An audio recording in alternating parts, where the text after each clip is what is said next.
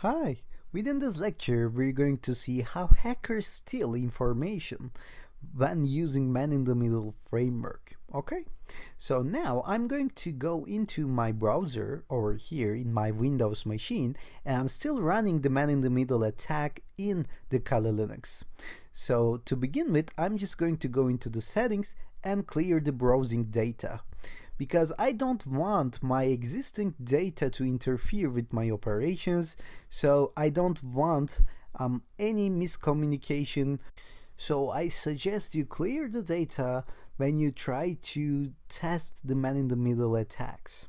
Okay, so now I'm going to go into some website called unicornitems.com.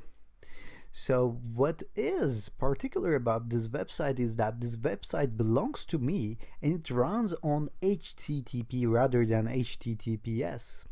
We're going to dive into the differences between HTTP and HTTPS later on, but right now you have to know that HTTPS is the secure connection version of HTTP.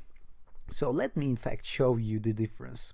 If I go to google.com in my host computer, as you can see, it displays a log sign. It says that this is encrypted. So most of the websites use HTTPS right now, okay?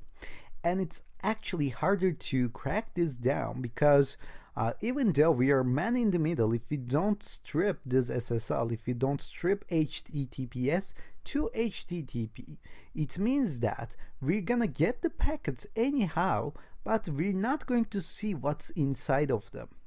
For example, in my own website, in atilsamansiolu.com, we already have this HTTPS as well. But in unicornitems.com, I don't have this HTTPS, and it even displays as non-secure by the Safari. Okay, so HTTPS is secure, but HTTP is not. So it's easy to understand and get the contents of the HTTP. We're going to see how to get in HTTPS as well, don't worry. So go to unicornitems.com and click on this My Account tab. So it will display a login page, and we're going to give some credentials over here. So I'm going to work with some fake credentials like atilsam and 123456 as password. And if I say log in, it will try to log in. Of course, it will fail because there isn't an account like that over here. But the general idea is that since we are man in the middle, we should have this packet in Kali Linux. Now, if I go back to my Kali Linux, I can just search for these logs and try to find that username and password over here. As you can see, I can see where my user has been browsing. It went to unicornitems.com, okay? And in fact, we're going to see some account credentials over here, like username is atilsam and the password is 123456. Now we managed to hack this computer, we managed to hack this user actually. We managed to get its username, get its password so that we can just use it to log into his account.